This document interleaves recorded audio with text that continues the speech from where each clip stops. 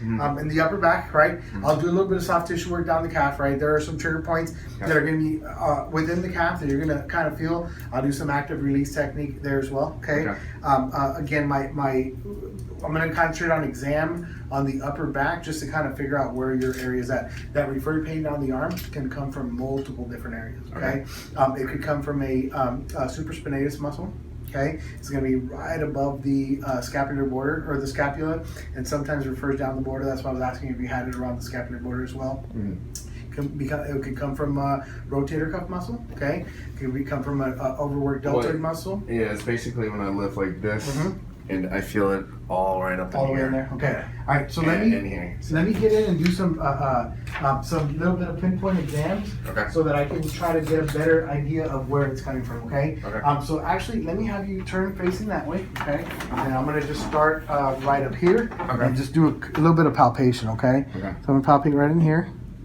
Are you feeling any associated tenderness with this guy? A little bit. A little bit. Okay. Over here. Yep. Over here. A little bit there. Here? Yep. Here? Not as much. Nope. Here? No. Nope. Bring your shoulders back for me. Right there. Okay, good. Here at all? No. Here, yes? A little bit. Yeah. Here? Yeah. Okay. All right. I think we're almost gonna pinpoint it here really quickly. Right in here? A little bit. A little bit. Right in here? Yeah. So that, you see the biceps tendon here? Okay. Right in there. And then, so when you lift like this is when you have most of your issue there, right? Yeah. Okay. So that guy right there will definitely have it's like an achy, dull, like that achy toothache kind of pain here. It just doesn't go away. You lift, it gets worse, so on and so forth. Okay. So we're going to work that trigger point here. Okay. It's kind of here. Put your arms out to the side for me. And don't let me push down. No pain with that? No. Okay, good. Put your hand like this. Okay, and then you're gonna do like if you're doing a bicep curl. Okay. Go ahead and go. Pain with that? No, not as much. Okay, go. Pain with that? No, not as much. But when we get deep in here, you got that pinpoint tenderness, right? It's usually when I'm doing this. Yeah. No. But you won't feel it there. No. It's the thing is, it's gonna be more related to fatigue. So is it after like several repetitions of doing that? It could be actually at any point in time during the day. Actually, because I'm doing a lot of lifting. I'm lifting a lot of heavy stuff at work. Okay. So, when I'm pulling a lot of work like this. Eventually, after a long period of day, it could be something like this right here. But that's been a consistent pain over here for months. Okay. So. All right. So I'm going to get in here and work on some of these trigger points in here. Okay. I'm going to do a little bit more testing just to rule out. I've already ruled out a couple of rotator cuff muscles. I'm going to try a couple more. So have your arm like this for me, right there, and then we're going to do external rotation. Okay. So push out. Any pain with that? No. Okay. We're going to go internal rotation. Go in. Any pain with that? No? Okay, cool. So I'm doing a couple of tests just to rule out rotator cuff muscles, okay? None of the rotator cuff muscle fatigues that are associated with injury, sprain, tear, so on and so forth are coming out positive, right? When you're explaining this to me, it sounds more like a biceps tendon. So that was what was going through my head as we were chatting a bit, okay? And then I've confirmed it upon palpation. So what you do is you find the bicep muscle, you kind of work yourself up, and then you find that trigger point within it. It's like a little knot, and it's like, oh wow, that's tender. So that's the one we work on. We strip it and get some soft tissue work on it, okay? We were also talking about a possibility of something down the leg as well. So I'm gonna do some exam here on the leg, okay? So you said, talk to me more about the surgery. You said you had, what were the symptoms at the beginning when you first started? Why was the reason you went for surgery? I had problems walking, but I think the cause was because I was in martial arts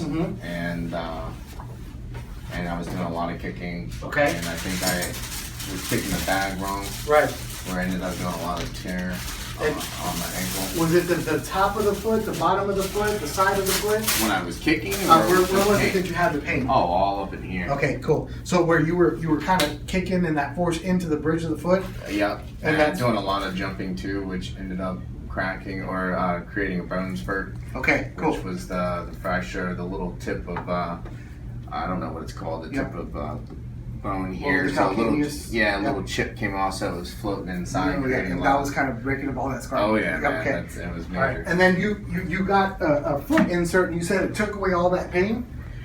Well, this was 4 years after I decided to say, okay, I've just spent thousands of dollars and trying to figure out what therapy I went over cap for, and then I went to cortisone, which helped me for about 3 years to just have me be able to walk and do my job because I wasn't recovering properly from the surgery. So eventually I ended up going to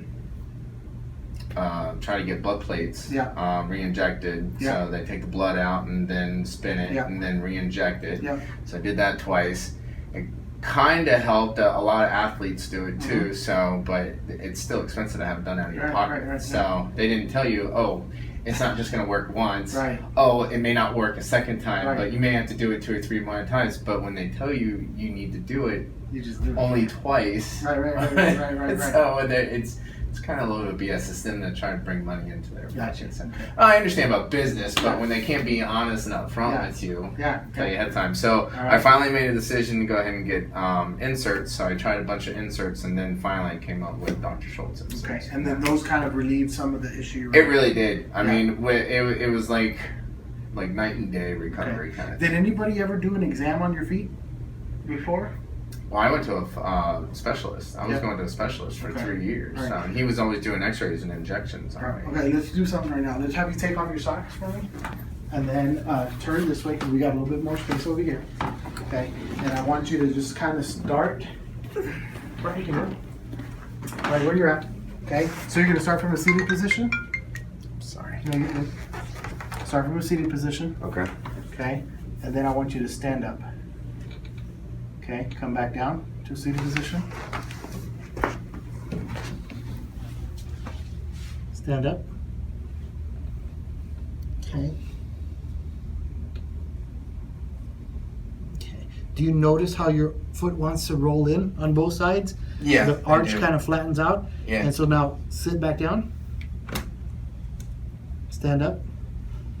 See how that takes some of that pressure off of that lateral side there? Okay, so that's why you got that support when they did those, when they put those inserts, possibly that helped your foot. I figured it out. Exactly, They didn't tell me. So when you got those inserts, it possibly helped support and take pressure off of that flat foot, causing you to have that strain on the I mean, when all this right here, when it's going down in that way, you're going to build irritation. So when you put the inserts in, it helps heal whatever irritation and inflammation that's actually occurred. So. Good. All right. So and we noticed kind of both of them have that same kind of drop. They do. This foot is fine. I don't have any problems with this ankle or walking. It was just my right foot was always my power foot, my football foot, my kicking foot.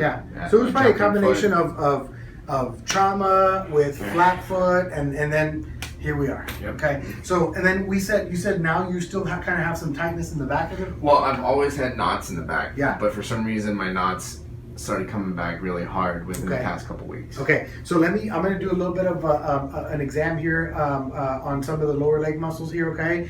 Mainly the calf muscle, okay? Just to kind of feel if we have some irritated trigger points. I'm going to do check one side versus the other. Okay. In some of these situations where we have irritation on one side, you'll feel like that one bothers you a bit, but the other one is really painful upon palpation, okay? So we'll have you lay face down here for me, and I'll check out that calf muscle. Okay, very good. All right, so just kind of edit out my dry feet on the bottom. All right, let's see here. Is it your right foot or left foot? Right. Right? Okay. There's a lot of knots in there. Now, remember I told you might feel something there, which you kind of do. You feel that little thing? A little bit. A little bit. But over here, you have that accelerated, okay? And then you're going to notice the difference of how this one kind of gets overdeveloped right here versus this one. Yep, that's why it's my power foot.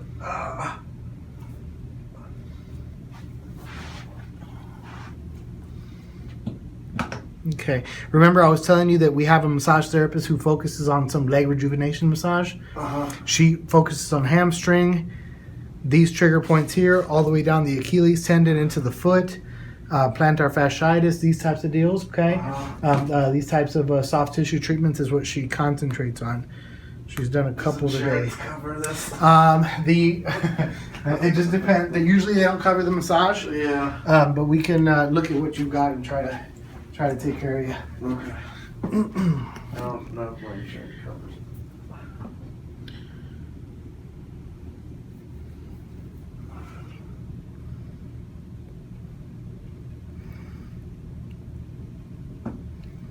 Today you're covered by the J-Train insurance. Oh, thank God for that.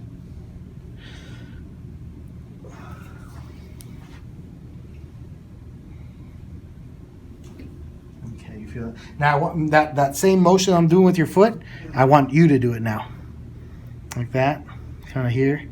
You want me to Yep. twist? Go. Right now? Yep. Okay. Good. So you're gonna kind of go like this. Watch. You're gonna go down like that.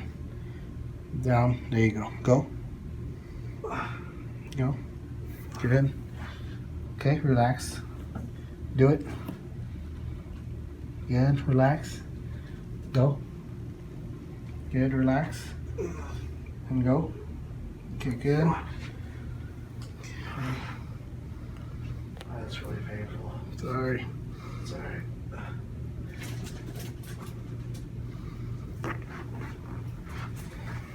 No screaming. You have a potential of millions of people watching this video. I know. All right. Good. Grit my teeth. All right.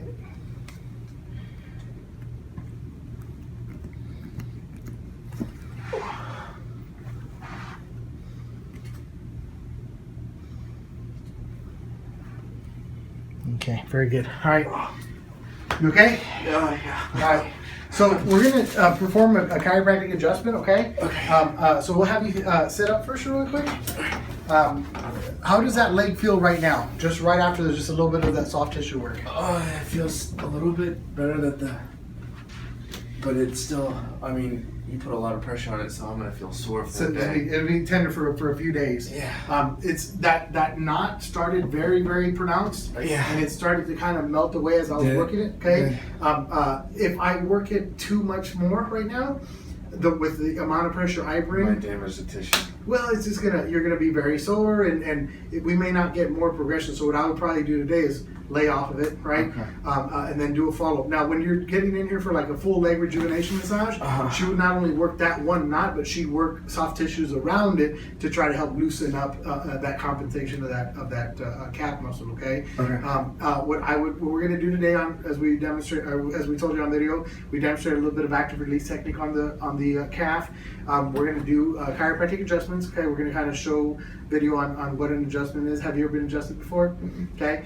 So I'm going to find some areas of restriction. Okay. Our vertebra should have 6 ranges of motion: lateral flexion to both sides, lateral rotation to both sides, then forward flexion and extension. Okay. Okay. So we're going to demonstrate those, and I'm going to work a little bit on some of your soft tissue muscles in the upper back, and then we're going to turn your face up.